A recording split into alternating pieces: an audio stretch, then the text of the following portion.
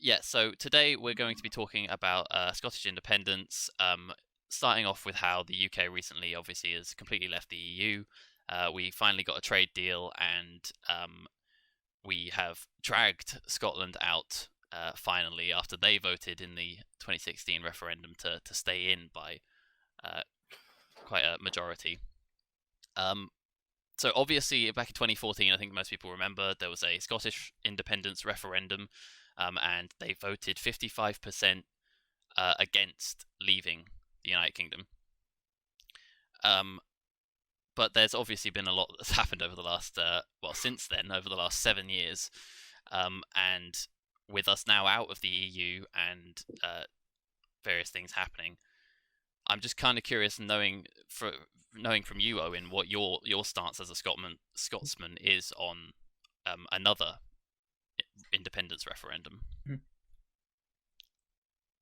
So I was a diehard nationalist for many a year.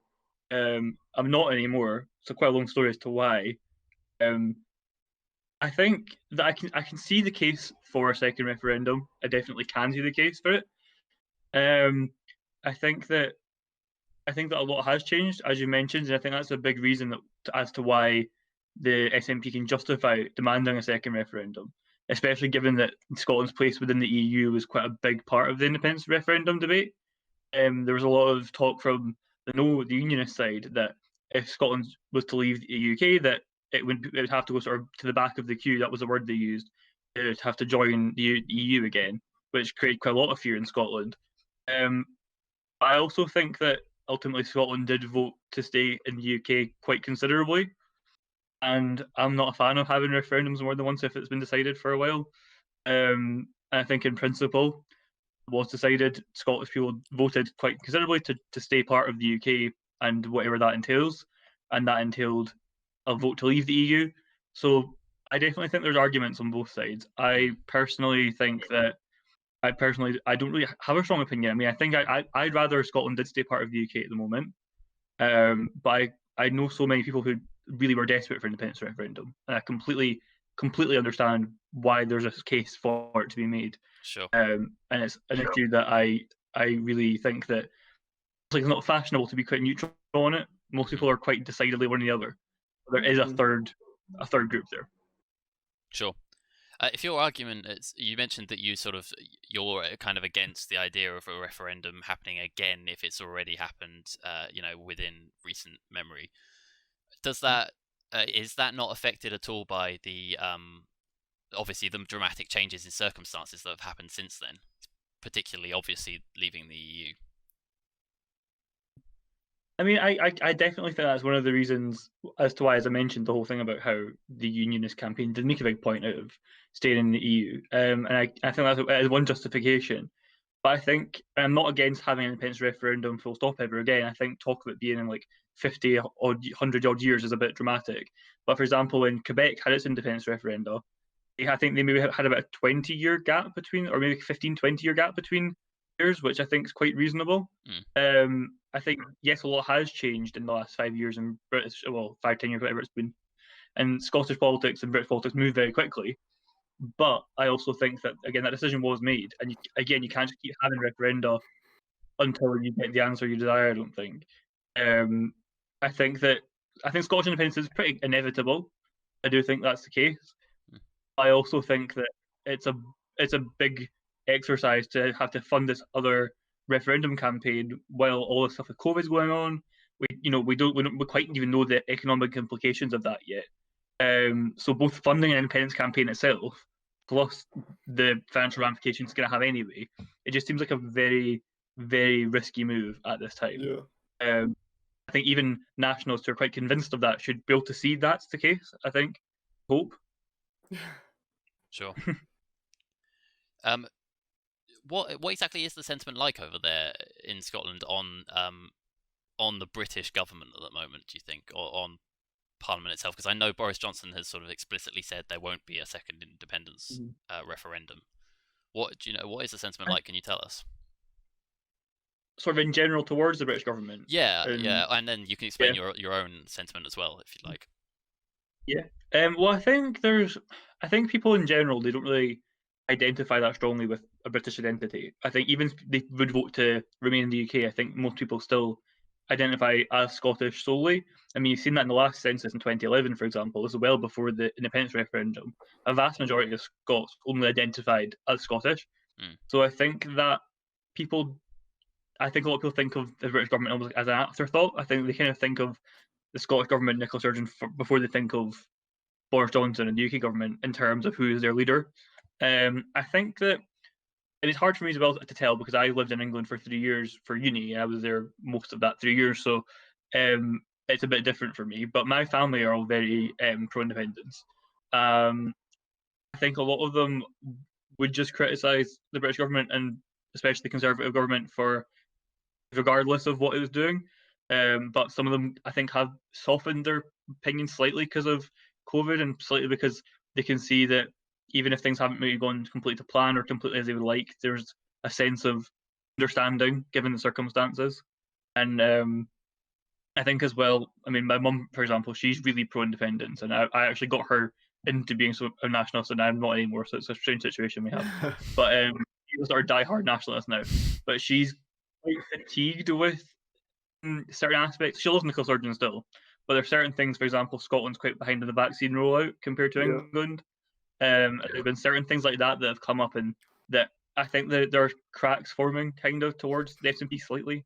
But going back to the British government, I think a lot of people don't really think about it. I think it is Scotland's become a lot more Scotland centric in the last few decades, which is understandable as we have a powerful parliament. Yeah. I think even if you're a unionist, it's probably still the case to an extent. So yeah, I think that's pretty much. It's almost like not even that they have this real hatred for the British government. It's more just like it's just kind of a sort of apathy, emptiness. I think for many people that's a similar feeling down here as well. I mean, maybe there's more frustration, but I think a lot of people feel so fatigued with the situation at the moment, and there's not even necessarily a real sense of activism towards changing things. It's tiredness, it's fatigue, it's apathy. I think it's I feel like I understand the frustration from many nationalists in terms of feeling like Scotland's been put in a position where, against their will, in terms of leaving the EU and the economic ramifications. The position that I think I sit in is that Scottish independence, may be inevitable at some point, but right now isn't going to fix any of those problems. So if Scotland were to become independent, like you mentioned earlier, rejoining the EU will be a long process. It's not going to be immediate because the EU can't, I don't think, make that decision just to allow Scotland back in. What precedent does that set for states that leave and then rejoin, states that have wanted to join for a while? Take the case of Slovenia, for example, when they joined the European Union. It's a long process that they had to meet criteria and prove that they were economically stable enough. We've had, we're in a double dip recession in this country at the moment anyway. I don't think the EU want to put it on themselves to have to bail out another country economically. What would the currency situation be? Like, there are a lot of questions that have come up that I don't think have been properly discussed, and I don't think the SNP have done a good enough job of putting an argument forward. Go ahead. I don't know if you sort of agree with that sentiment, or No, I definitely agree with that. I completely agree with that sentiment. I couldn't put it better myself, really. I think the currency argument really doesn't get explored enough. Yeah. And I think that people don't grasp the fact that trade with England would be a nightmare if we didn't have the sterling, and it would be really difficult for Scots to do quite simple things like go on a holiday to England or pop over the border, as some people do. People wouldn't say cross-border travel is normal, in an everyday life for most Scots, but for people who live on the border, it is, and people do live there, and people, they travel down to London, Blackpool for their holidays. I mean, people don't quite get that would become really difficult. I think if we end up with the euro. Or probably even worse if we have our own currency. I don't think people quite grasp that that's an issue. And I think that was what won the last referendum to an extent. I think the economic worries were what kind of swung it for people. But people, I think, they think, oh, well, Brexit's going to go so horribly wrong before they really know the full impact of it. They just kind of believe that it will, because I think people are quite trusting of the SNP and Nicola Sturgeon's government. I think they kind of trust her and they see her as someone who they can just believe what she says. I'm not saying that people are brainwashed or nothing like that, but I think it's a genuine trust people have. They take what the SNP says very much at face value, and I think that there isn't much of a questioning going on of where do they get these figures, or like how do they come to decisions, or like, and when they don't come to clear decisions, why don't they? Do you know what I mean? I don't think there's much of a questioning of that going on. Yeah. And again, as far as joining the EU again is concerned, I do think it would be fairly quick. I mean, I think it's also, as Scotland has been a member state as part of Britain, we meet 99% of the criteria and such. But I also, and obviously, I think there's a lot of fear mongering as well about how Spain will veto Scotland's entry, which I don't think will happen. They've pretty much said that they won't do that as long as Britain consents to Scotland leaving and it's a agreed referendum like it was the last time. Yeah. It doesn't change the fact that could change depending if they have another government, and it doesn't change the fact that we've seen how difficult it was for Britain to leave the EU. You know, pressures on both sides, within the UK and within the EU side, for Scotland to have to negotiate leaving the UK to negotiate to join the EU again. It's a really tiring activity. I wouldn't want to have to be dealing with that. Like, it would be a lot to go through. It's a lot of uncertainty for quite a long period of time. And we've seen that, yeah, exactly. We've seen Remainer parties in the UK actively did try to stop Brexit for quite a long time, and likewise, Unionist parties in Scotland may seek to do the same thing. It's a really, really difficult situation. I don't think that could happen, and I just think it's a horrible risk to take at this time. Yeah. Yeah, that's the argument that I put. Sorry, bro. That's the argument that I put forward as well. And I think opposition parties, in particular the Labour Party, haven't done a good enough job of vocalising that.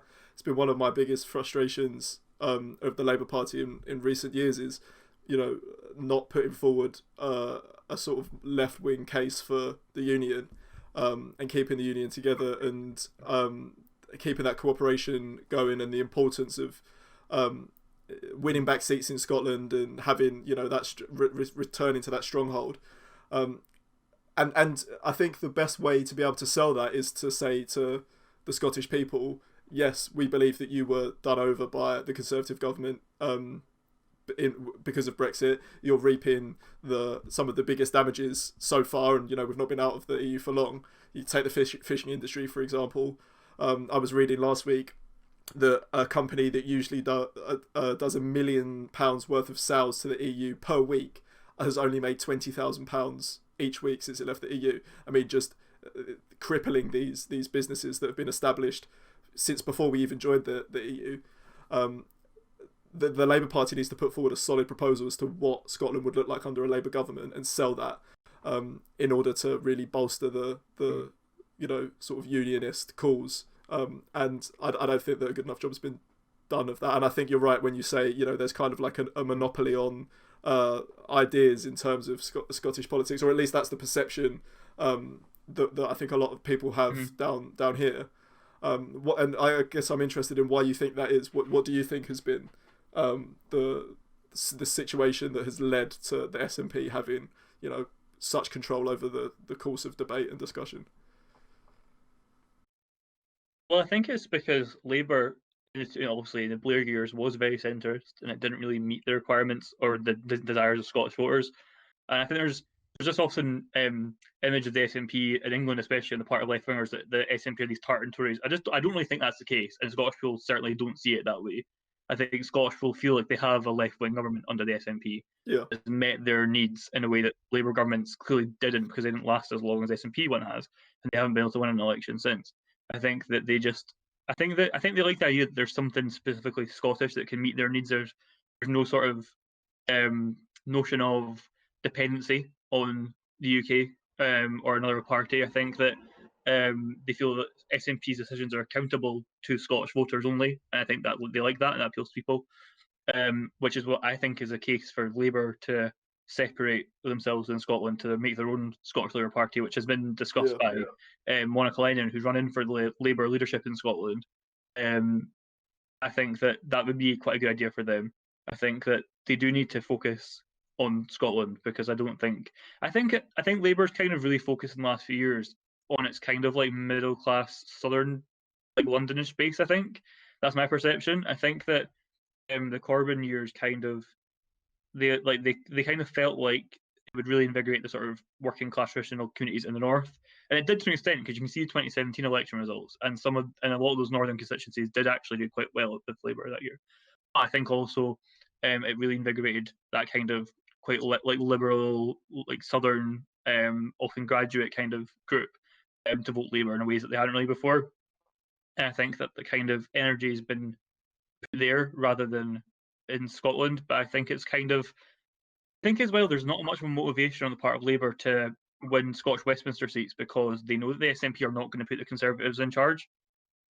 They don't have like an absolute reason to.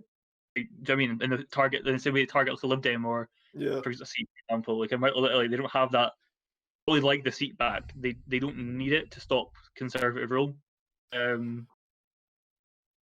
think that's a real issue. And I think as well that an issue is that the Labour Party in Scotland, for all it had Richard Leonard, who was also quite left wing as a leader, say that the parliamentary party in Scotland is pretty Blairite, and a lot of its membership is pretty Blairite. It's quite a sort of middle of the road group as Labour goes. And I don't think they have much of a desire to be radical or make solutions that are going to really stand out to Scottish voters, particularly. Yeah.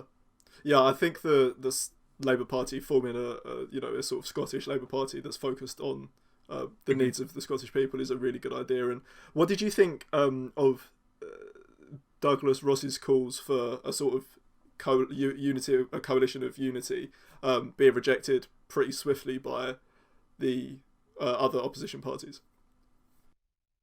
I think it's a very bad idea to create a unionist kind of alliance. I think that's part of why Labour did so badly in the last few years, because there's these images that are sort of, if you're into politics, that are sort of burned into your mind of the Labour leader, the Tory leader, and the Lib Dem leader all standing shaking hands and at these conferences together, and it's just like it just exemplifies what people hate about politics. It's like the sort of these criticisms just write themselves. You know what I mean? The SNP don't have to say anything if they can just put pictures like that out there that are in common view. So I think it's right that Labour doesn't team up with the other parties, and I don't think they should either.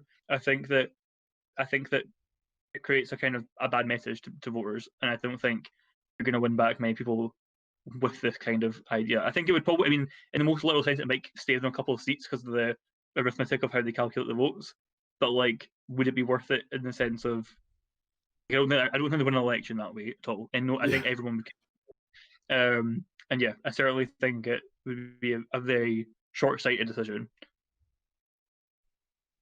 To sort of go back a bit to the Scottish independence side of the conversation, and in relation to the EU, I know Jack already sort of mentioned the issues with the fishing industry at the moment.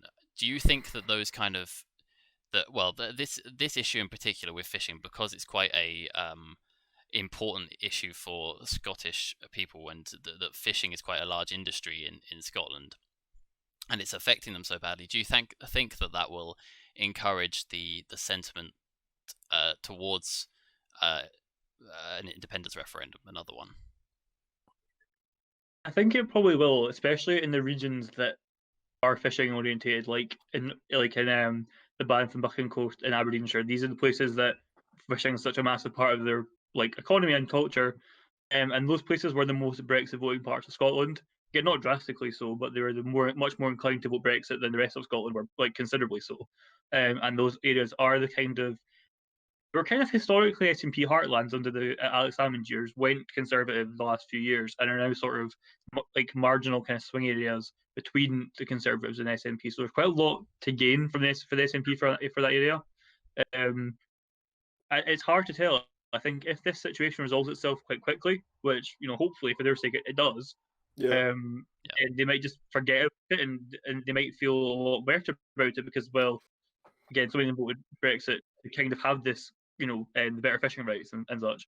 So if that goes to plan, as it were, then they just forget about that. But if this continues and it really drags on, that could be a big thing that sways them towards independence. But again, you have this issue of they might argue they're stuck between a rock and a hard place because the sentiment that they made them vote independence in the first place is probably still going to be for the EU, against the EU. It's still going to be there. They're still going to be against the EU fishing rules, but at the same time, they're kind of in a bad position now. So it's an awkward one. I really it's there's a lot to play for on both sides. I think I raised, a couple of weeks ago, I think we were talking to Will on the podcast when we were discussing the EU, some of the reasons behind why predominantly working class communities, poorer working class communities, voted overwhelmingly to leave was because they've been so ignored by the British government that people felt like they had nothing to lose, they had no choice but to vote for a little bit of change, even if they weren't sure what that meant. It was better than things staying the same.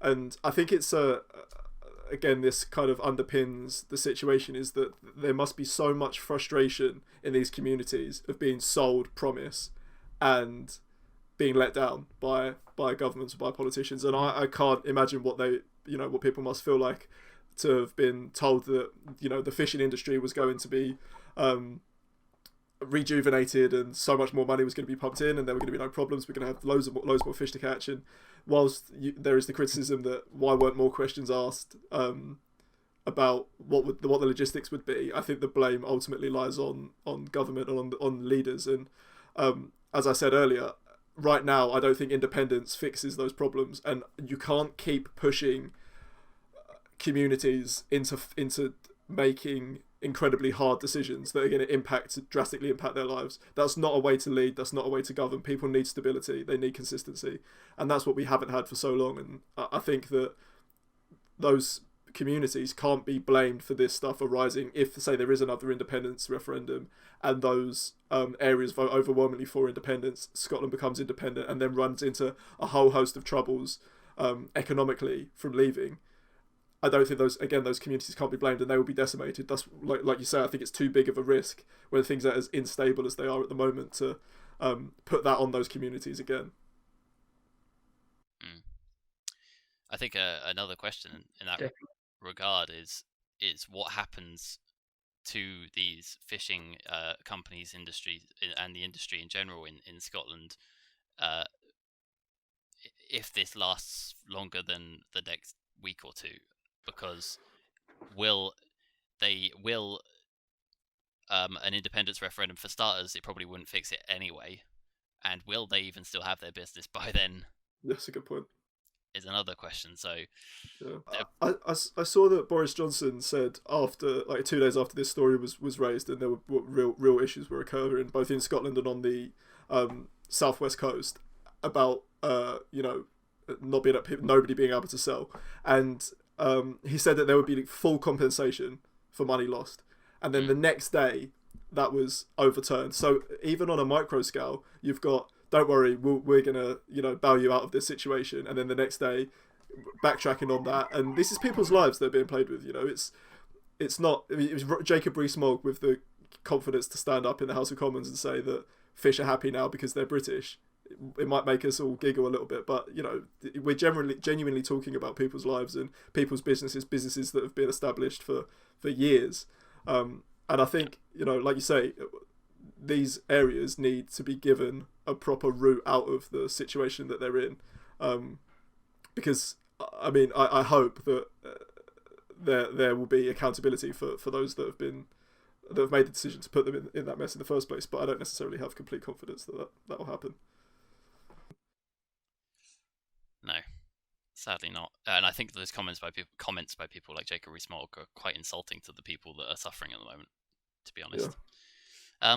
If we were to sort of, I think we're probably all in somewhat of an agreement that it wouldn't be the best idea for Scotland to leave the UK right now. But if we were to speculate, if it were to happen, what would that look like, do you think, for the rest of the UK? What on a world stage, but also domestically? Do you think, what can you see arising from that? Do you want to take that one? The UK it has a lot of implications. I think internationally speaking, it does make the UK look quite bad. It does. I don't know, but I think in the immediate term, I think it would probably be quite an embarrassment for Britain. That being said, I do think, given Brexit and everything like that, I do think that people kind of understand that Britain's kind of going through a bit of a change at the moment in general. I think there's an understanding on the rest of the world that things are just kind of in a transition, and people are quite aware of the fact that Scotland has this constitutional debate, which predates Brexit, no, it's also just kind of been exacerbated by it. So I don't think it would be the end of Britain's importance or anything like that, but I do think it would be a bit of a red face for a little while. I think Scotland would have a very tough time of finding its place in the world. I think it would be, especially within the EU, I think it would be very celebrated for a couple of years. It would have a kind of honeymoon period in the world. I think its importance would go downhill very quickly, sadly. I think once the novelty wore off for the EU, especially, it would kind of cease to have such an important role unless it made one for itself. So Yeah, I completely agree. No, I think I completely agree. I think it would be, it would really sadden me. I think because I do think that we would, first of all, it would be sad to see Scotland leave and the Isle to break up, and I think it would be pretty embarrassing for us to leave, and particularly England and Wales to boast so much about the position that we've put ourselves in as global leaders, and just to see the whole thing sort of break up. Not even what if there was a referendum in a year and 2 years later Scotland became independent, would be 3 years after we left the EU. I think it would be poor, and I don't know if it would put Scotland in a better position. I don't think it would. I don't know I don't know how easily, because of the political implications, how easy it would be for them to rejoin. They may meet the majority of the criteria. I think the EU will want to set a precedent. I think there will be an element of the EU, because of what it would show other countries that wanted to join, of them not wanting to allow a state to join back so quickly. But then maybe they would, and if they did, I think they would be celebrated. And I think that period probably after a while would wear off. But it's about where Scotland sees itself in the world as an independent nation. Do they want to be this braggadocious state that wants to be leading the world, or do they want to take more of a introspective view and look after what the affairs of Scotland and not want to be a world leader? So I think this is a lot of these questions have to be asked, and what I don't want to see is the mistakes of Brexit arise again, where there's a lot of rhetoric and not a lot of productive discussion about what the actual implications, like you were saying, Owen, of these decisions actually are. That's what I'd want to avoid. I'd be also a little bit concerned that there would be tensions between England and Scotland, given the land border, and obviously I don't know how a border would work between the two, and I'd be worried that there'd be sort of bitterness between the two nations, maybe about Scotland leaving, or from this side, or on the Scottish side from the UK or the rest of the UK not being not putting Scotland first in any sense. And I mean, it doesn't take much to realise that's the case. Whenever I watch PMQs and I hear the Prime Minister reply to Ian Blackford, I think he just doesn't care at all about what the Scottish position. Also, it would look terrible on maps. Yeah, maybe that's what the Unionist side should lead with. The leading counter argument, yeah. Yeah. Any other thoughts on the topic before we move on to current events? Yeah, I just think that it's such a massive decision, and I just don't think people quite grasp that.